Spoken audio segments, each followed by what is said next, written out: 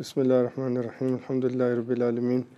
Sallallahu ala Sayyidina Muhammadin wa ala alihi wa sahbihi ajma'in. Allahumma allimna ma yanfa'una wa anfa'na bima 'allamtana wa zidna ilman wa ikhlasan wa tawfiqan ya akram al-akramin. Rabbi shrah li sadri wa yassir li amri wa hlul 'uqdatan min lisani yafqahu qawli. نويت تعلم وتعليم وتذكر تذكير نفع الانتفاع والإفادة والاستفادة والحث على التمسك بكتاب الله وسنة رسوله صلى الله عليه وسلم دعا إلى الهدى ابتغاء وجه الله ومرضاته وقربه وثوابه سبحانه وتعالى. Bismillah. Last class we spoke about the importance of suhoor. Now Imam Ghazali is going to focus on the prophetic practices. We spoke about the things which invalidate a fast, which necessitate a qada, those things which necessitate a kafara, and also fidya we spoke about. I think was there, and we touched upon some important things as well.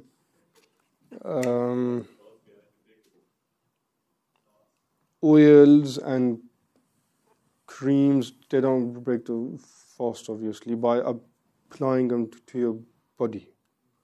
Obviously, if you were to drink here, I don't know why you're going to be doing that or something like that, then it's going to break it.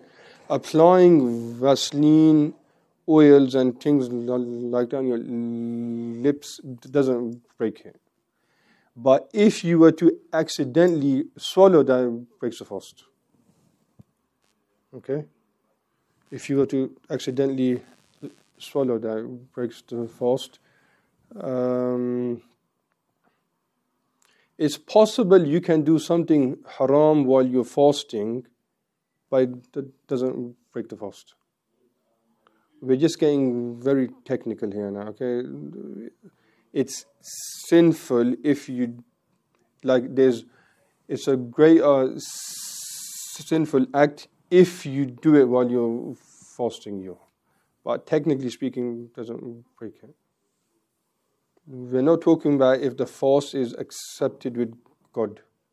That's a whole different conversation over here. If you steal while you're fasting, does it break it?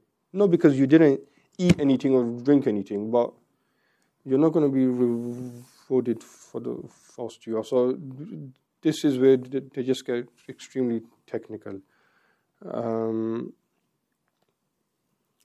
There was, I think, what did we say?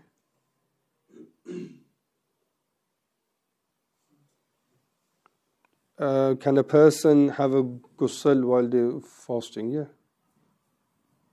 Like having a bath doesn't break it. Yes, what's going to break it if you start gargling and it accidentally goes in.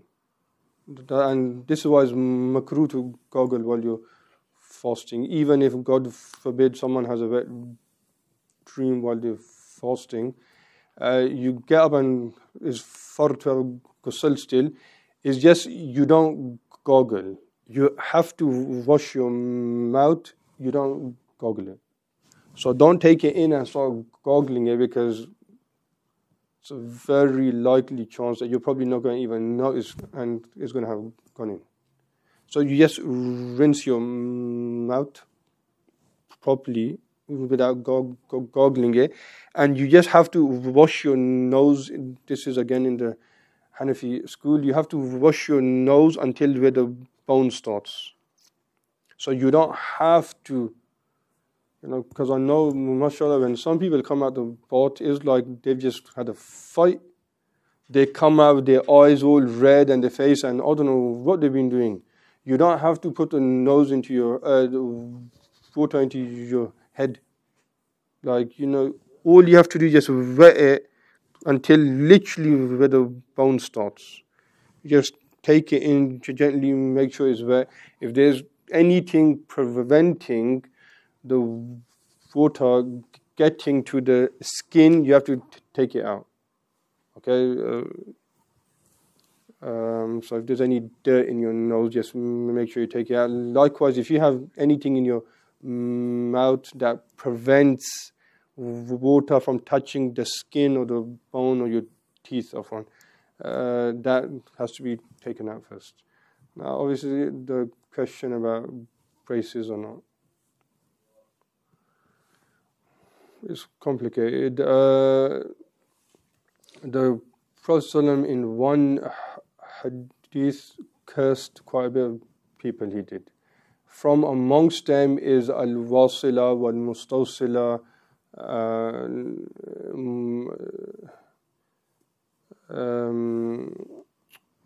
La ilaha illallah, and there's a number of them. What's meant by this is the one who, the lady who tins her hair. Okay, so like eyebrow hairs and things like that. They obviously, and the Prophet didn't just curse her; he cursed the one that does it as well. And this is why, like, makeup artists and I don't know what these lot are called, hairdressers, right? It's a very dangerous job. It's a very dangerous occupation, it is. Because either you're facilitating people, you know they're going to go out publicly, right? So you are aiding them in committing haram. And it's from the kaba'ir. Like, you know, there's minor sinful acts and there's major ones. And here the Prophet cursed these type of people. So you're actually like, there's a million other jobs out there. You don't find an occupation where you're helping people commit haram, especially knowing that the Prophet cursed those type of people. One category was the tattoo. The Prophet cursed the person that has a tattoo, and he cursed the person that does it on him. Why? Because you're helping him or her. So the girl that does, and obviously like the scholars will mention makeup artists will fit that category as well. Because you're aiding some, likewise, this person can't get a tattoo. You're the one that's going to aid him. Likewise, if you're aiding someone in buying alcohol, you're not going to drink it, but you're aiding him. Likewise, makeup artists. Now, if you're going to get technical, okay, you're going to say, this one's a niqabi, I'm going to do her, I know she's not going to go in front of other. But you know 99.9% of your clientele, they're doing it for everyone out there.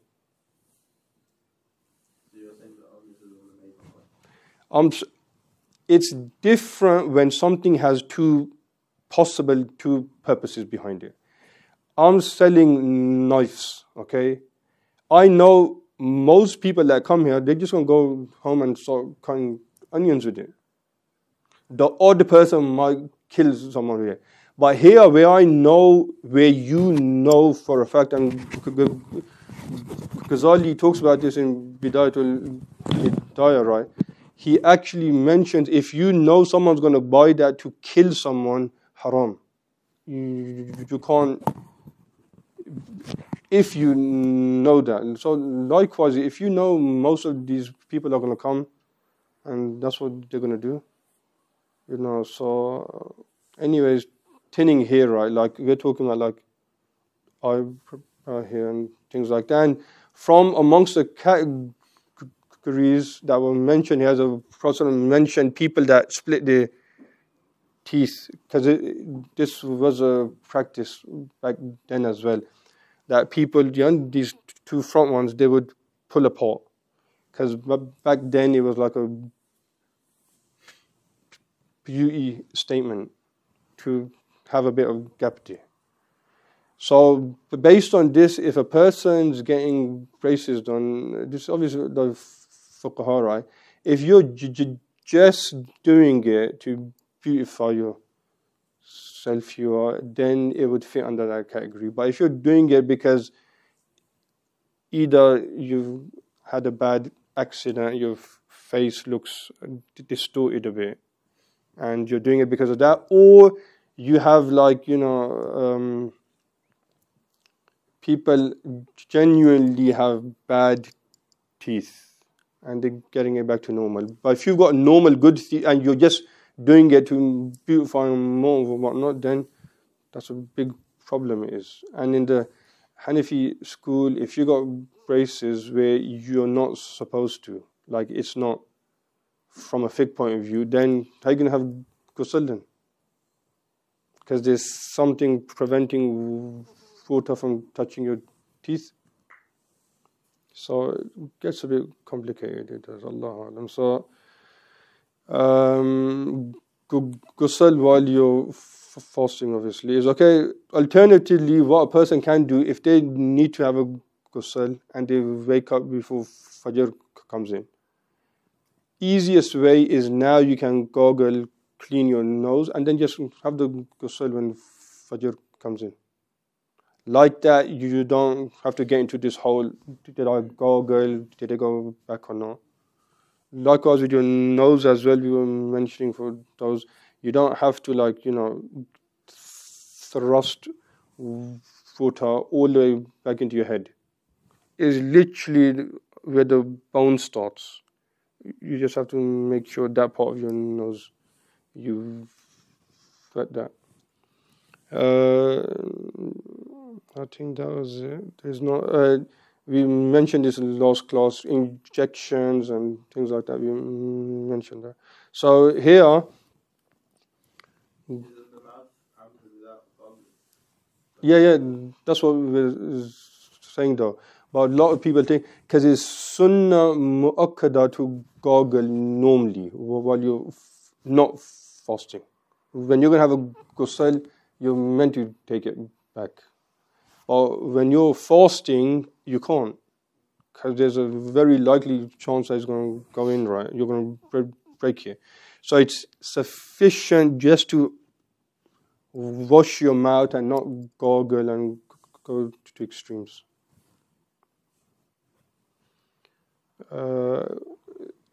Toothpaste, I would highly encourage people not to brush their teeth with toothpaste while they're fasting.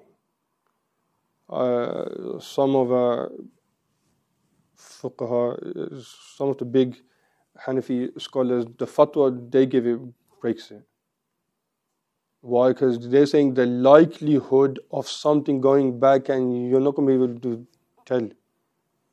Because sometimes, and especially toothpaste, little particles as well in mine. And then the problem with nowadays, they put so much of this freshener and tastes in it.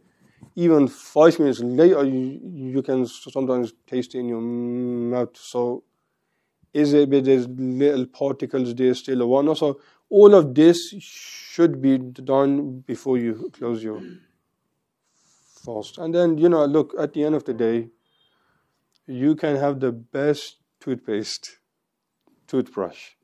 Halfway during the fast, your mouth's going to smell anyways. There's no getting away from that. So I don't know why people are so caught up on it. Like, and that's the whole point. God loves the breath of the fasting person, right? So miswak, we're going to talk about in a bit, because he talks about it here as well. So suhoor, so the prophetic practices we said is sunnah to have suhoor. Suhoor, technically speaking, begins when half of the night has passed. So the way you work this out, you take Maghrib time, Fajr time, half of that. So let's say Maghrib's at 7:45, Fajr's at 4:15 approximately. How many hours is that?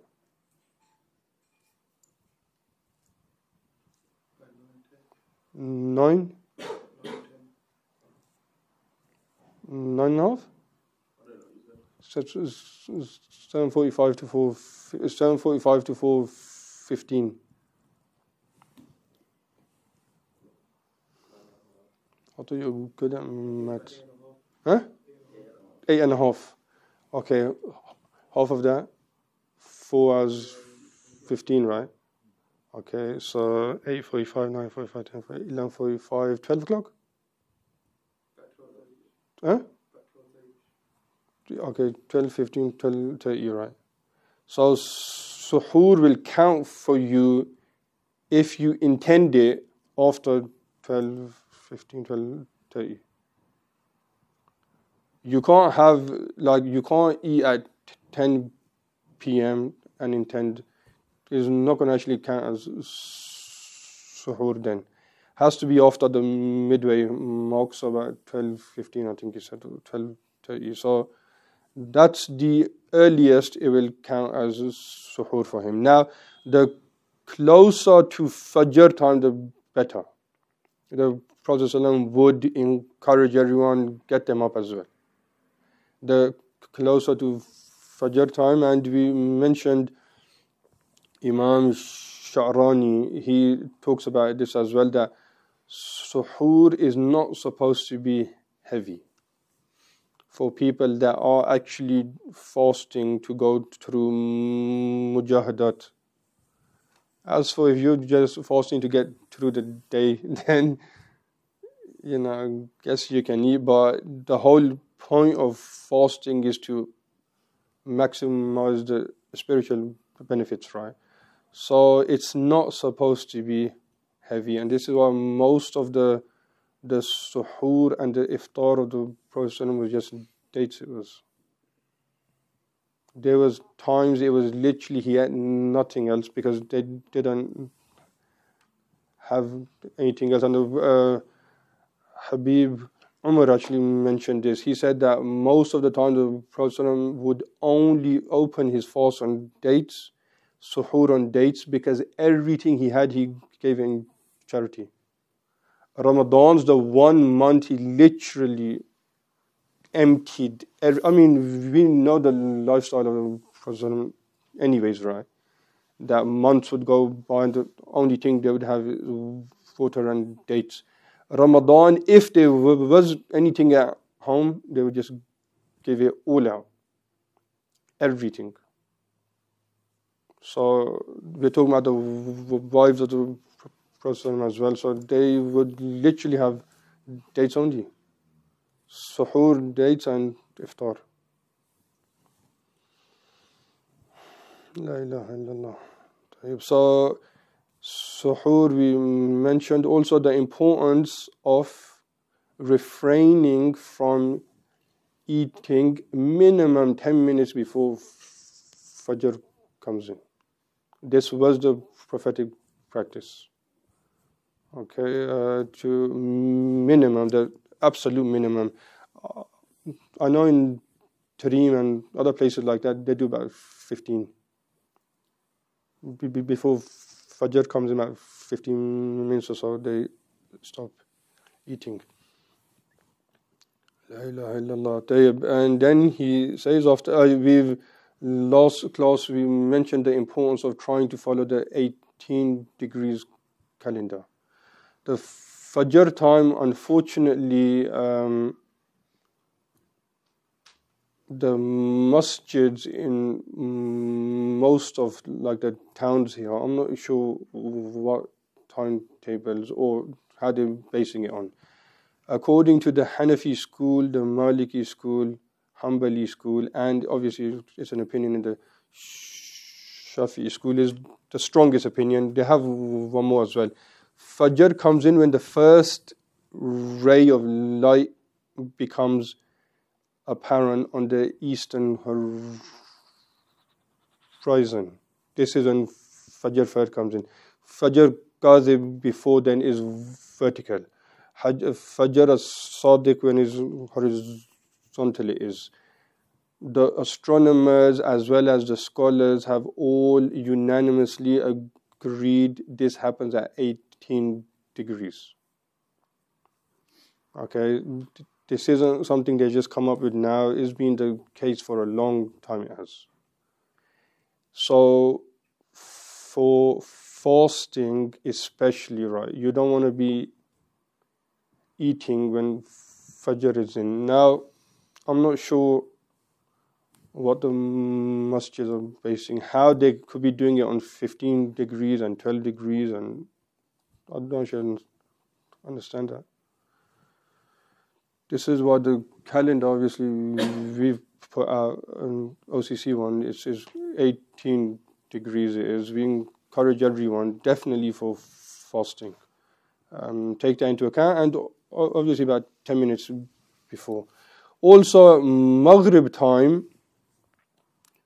Maghrib, you shouldn't break your fast straight away as well. The prophetic practice was to make sure is definitely the sun has gone down completely. Now, because a lot of us are estimating, these timetables are not revelation from God at the end of the day. It's all estimates and, astronomy, I guess, and taking that into account. So this is why it's preferred to wait a bit until you're definitely sure Maghrib's coming. And this is why in most Islamic countries as well, they don't call it straight away. Maghrib's coming, they'll wait about 4 or 5 minutes or so, and then they'll call to pray after that. I know in Tareem as well, I've looked at the timetables I have. Maghrib comes in like 6:20. It'll be written on there about 6:24 or so. Because they know if they tell people that, they're just going to start opening it. So even on our timetable, we've deliberately added a bit of time we have. So the OCC calendar, even though Maghrib might come in at 7:44,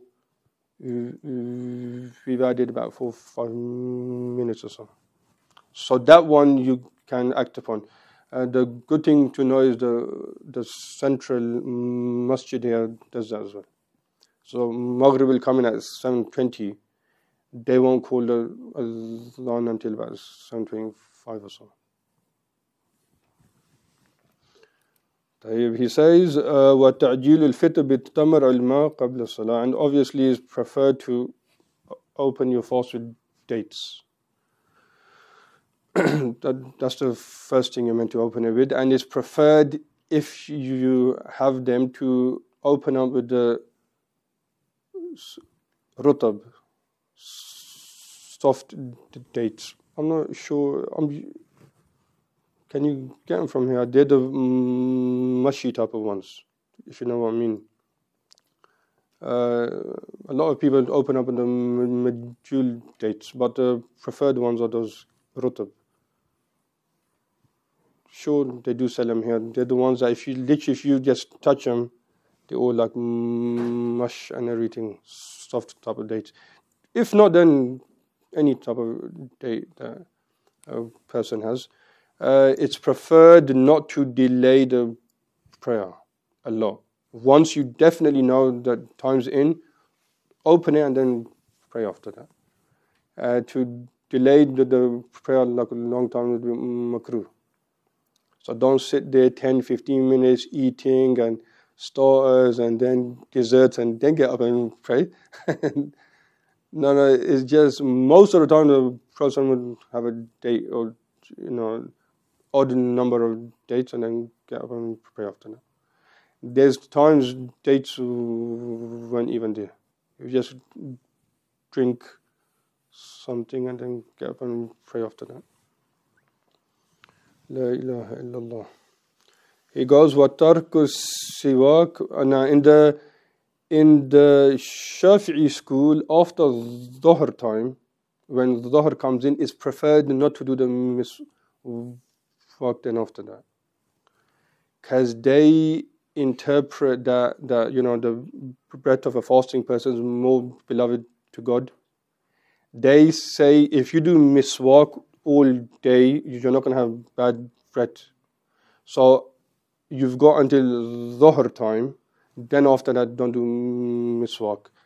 Hanafi school saying no, that doesn't make sense at all.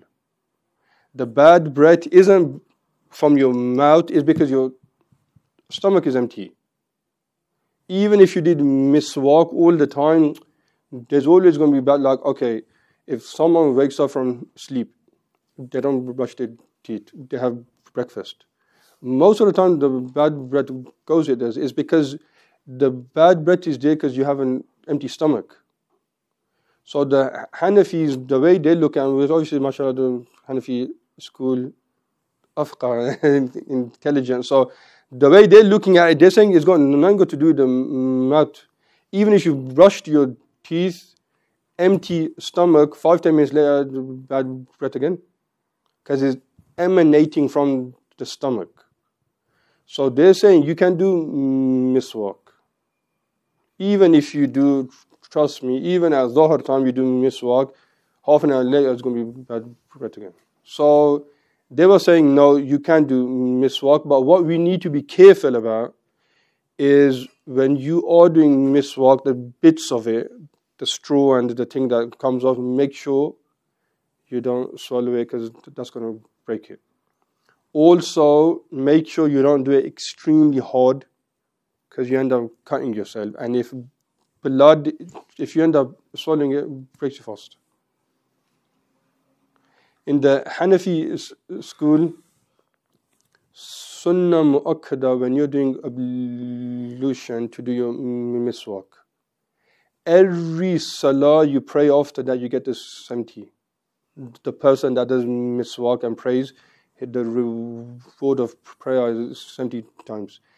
If you do that in ablution, every single prayer after that, whether it's a fard prayer, nafil prayer, wajib, it's all multiplied 70 times. The fuqaha have taken into account, because the girls have a lot more sensitive teeth, right? If for them miswak is hard, where it's constantly harming their gums, then they can just do it with the finger. And the preferred way is like that. Okay, is to take your thumb and your index finger, right? And to just kind of just do it with that. Now, if a person lost his miswak or doesn't have it, then men can also. Now, in Hashia ibn Abidin, which is one of the most famous Hanafi fiqh books, he actually mentioned it's preferred before every prayer for the Hanafis to do the miswak as well.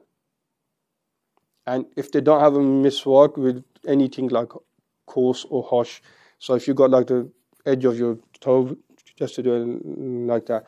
This is on the condition you're not going to end up cutting yourself here. Because blood in the Hanafi school nullifies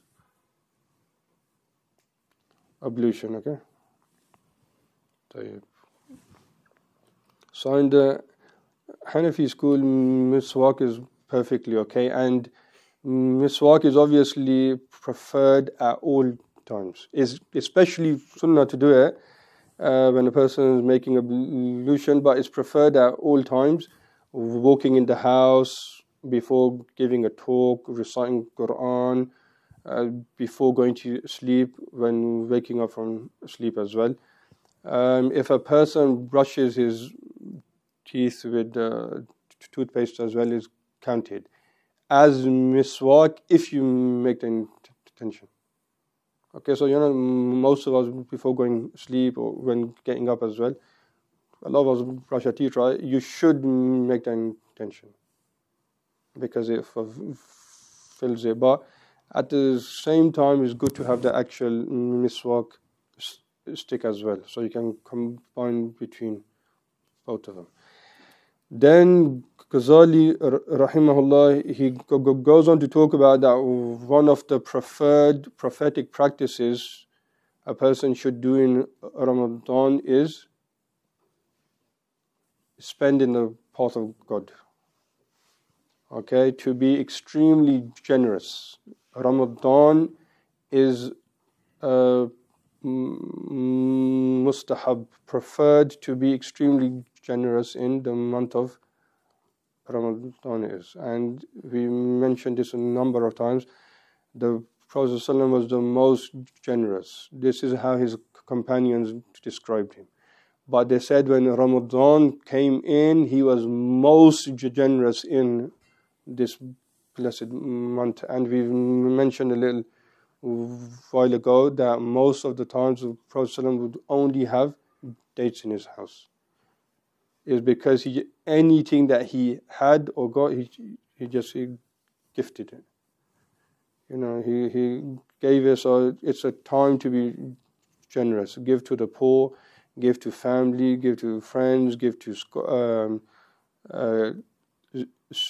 students of Quran or knowledge, to scholars, to teachers, to old people, to young. And a person should try to give to as many different causes as possible. Okay, so earthquake victims, poor people, people are going through, difficult times, students that are poor abroad and things like this. Each type of charity has a specific reward with God, and it's also got a specific spiritual benefit. So you giving to a poor person who's gone through an earthquake will have a different spiritual impact on your heart than giving to an orphan. So they're all good, and it's good if a person can, And they describe the generosity of the Prophet ﷺ, that nothing would be left. Like he would just literally, the way they describe it is, this person is not fearful that he's going to become poor. Literally. Because we're all fearful we are. We will always have a backup there, £500, that's going nowhere. Okay, I've got 100, 200, okay, I'll give 10. But very few people look at that 500 knowing that's all I have and actually give that away. No, why? Because we've all got something there on a rainy day, something to fall back on. The Prophet never had that mentality ever. And when one of the companions actually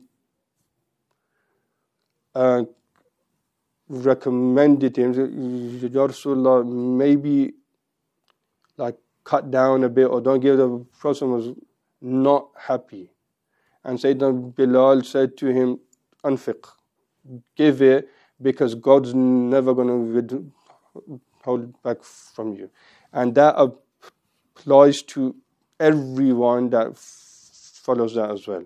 The person who gives, God will never let him go hungry. That's just impossible.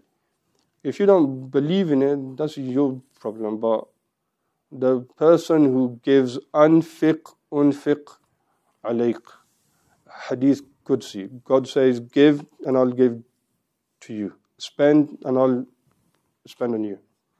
Unfortunately, most of us is just that, is difficult. It's difficult because obviously wealth is something beloved to a lot of us, and it's difficult to completely give. But we should all aspire once in our lifetime just to follow Sayyidina Abu Bakr. Once in your lifetime, just everything you have, just give. Everyone's getting scared now. It's something we should aspire to, at least.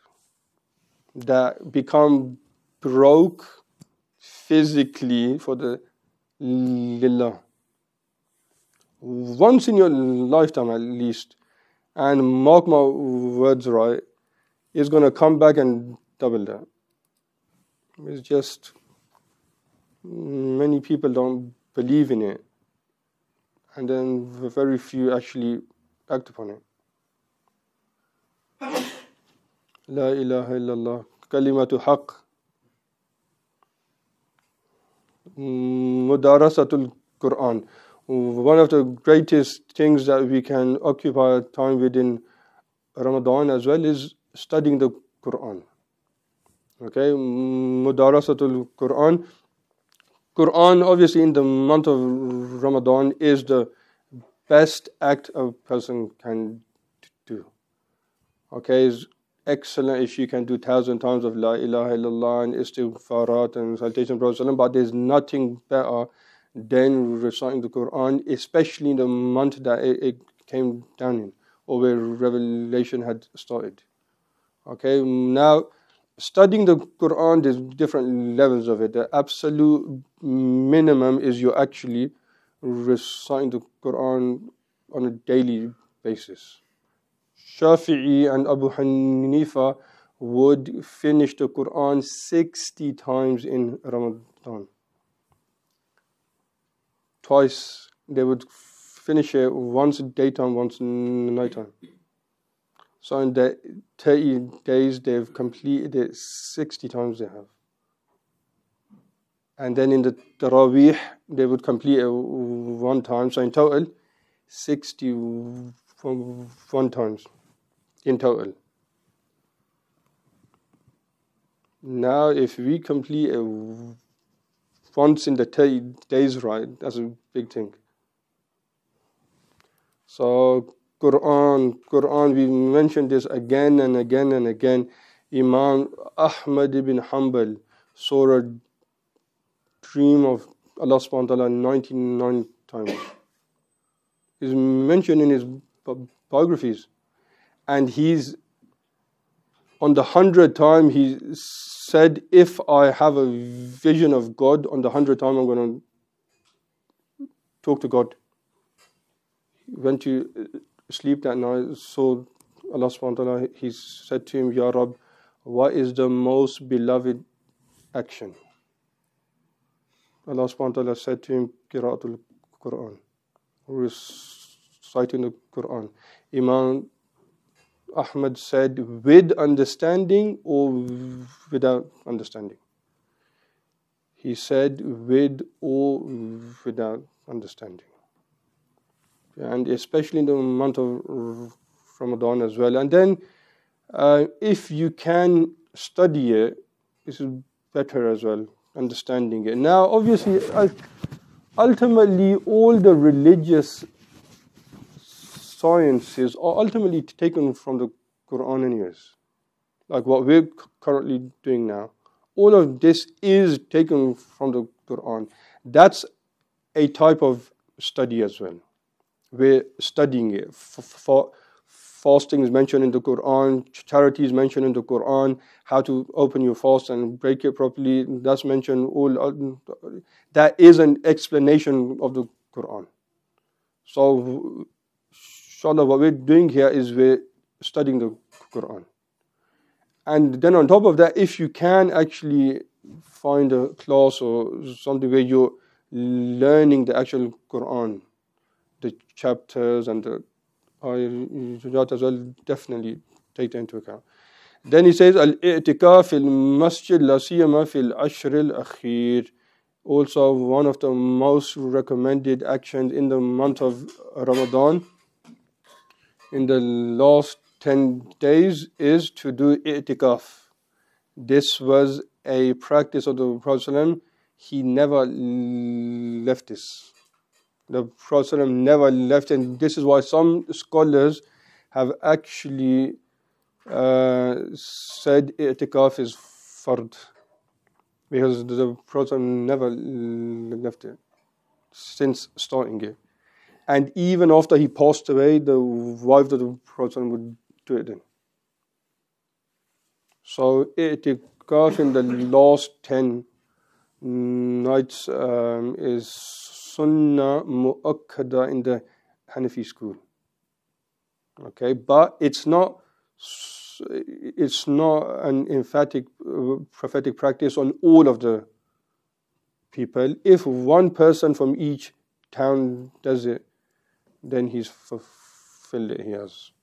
Okay, and obviously the i'tikaf is only done in the masjid. Men can't do it elsewhere. As for the girls, they can perform it at home. You have nafil i'tikaf, but then you have the actual 10-day one. So nafil i'tikaf, they can do at home, maybe a day or two. Men is recommended we do nafil i'tikaf whenever we go to the masjid. All you have to just go in and intend it. Nawaitu sunnatul i'tikaf. That's all you have to do. But this one specifically is for 10 days, 9 or 10 obviously, and you're staying in the masjid for the entire time. You can only come out if a person needs to go to the bathroom or something like that. Okay, so you're dedicating literally 10 days here. And the whole point of it is not to get, because now, the problem now is, right, people like to do charitable actions, but it kind of defeats the purpose of it. Like, you go to a masjid now, they've got nice carpets, pillows they give you, duvets as well. You end up sleeping all day. Suhoor and iftar, they come with loads of it. But the whole point is you're not meant to sleep. That's the whole point of it. That you are just worshipping God non-stop in the last 10. And they described with the Prophet that when the last 10 nights would come, his bed, he would fold it up. Because beds back then, they didn't have like now king size, queen size and whatnot. It was a very thin mattress, and the Prophet would just fold it up. For the 10 nights, he would fold it up. So that means obviously he's not sleeping. And for the rest of the month, maybe the wives of the Prophet would sleep a bit at night time, and then the Prophet would get them up. In the last 10 nights, he would deliberately go knocking on the doors, making sure that they're not sleeping. And he would tie his lower garment. He would actually, some say what's meant by that is not that he would tighten it. It just means it's a figure of speech. Like, when someone's about to do work, what do? Roll up their sleeves, right? You're going to get your hands dirty. What's meant is that he's tightening his lower garment. That's it. He's dedicating these 10 nights now, worshipping God. Some say no, it's because in the culture back then, if you wanted to do like hard work, you actually tighten your lower garments. And what's meant by that, the commentators also say that the person would not have marital relations in the 10 nights as well. That's what's meant. In the last 10, it would just be focused on worshiping God as well. So that we know the first 20 days a person would do a lot, but especially the last 10 days. He would, Sallallahu Alaihi Wasallam, Muhammad, we know he would standing in the night prayer until his feet would become extremely swollen. That's not even in Ramadan. How about then in the last 10? So, and then obviously the whole point of this is to trying to catch Laylatul Qadr, because it's in the last 10. Now the correct opinion that most of the scholars go with, that it's not like a certain date. Imam al-Haddad says that each Ramadan it changes. But most likely is on the 21st or the 23rd or the 25th or the 27th night. But it's definitely not set in stone. Because a lot of our people think 27th night, I don't care if it is Laylatul Qadr or not. That's the one night I'm taking off, I'm going to the masjid. That's it. It's not. Even in the time of the Prophet the first time it was on the 21st night, and the next Ramadan is on the 23rd night. So it's changing years. There's opinions that mention it could be any night from the 1st to the 30th. And some of our teachers go, some of the big Habab go with that as well, that it doesn't even have to be in the last 10 nights. It could be Badr, Allah. Badr was the first Laylatul Qadr, it was. Obviously the Quran, when the first words of revelation came down in the month of Ramadan, and it was Laylatul Qadr.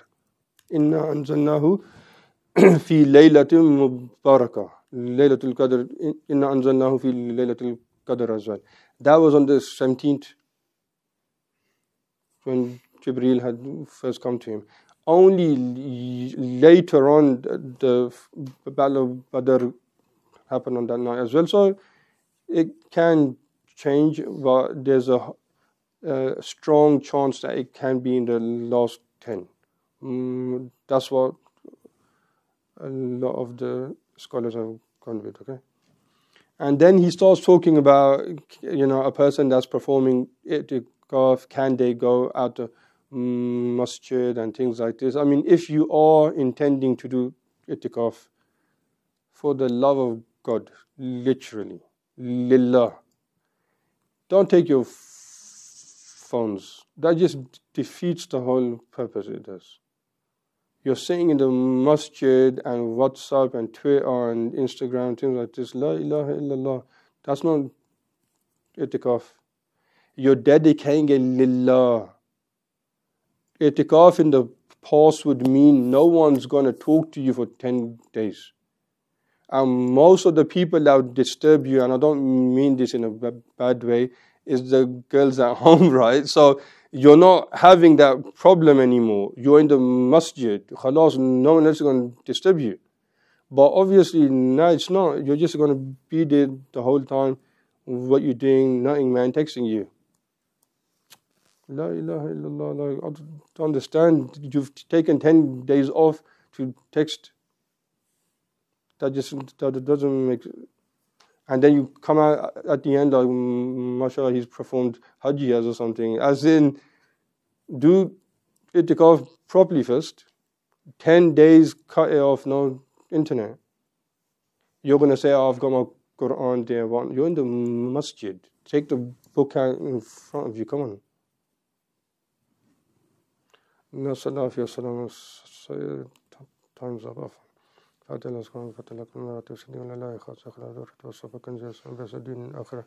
Take it out and bless us in these nights and days, especially Laylatul Qadr. Allah subhanahu wa ta'ala grant each and every Laylat نظرة بدرية إن شاء الله في خير لطف عافية فأمد صاد تيجي خاصة مع حبيبي من تهنس في الناس حبيب بكر الدين في خير لطف عافية سيل الفاتحة إلى حضرة النبي سيدنا محمد الفاتحة.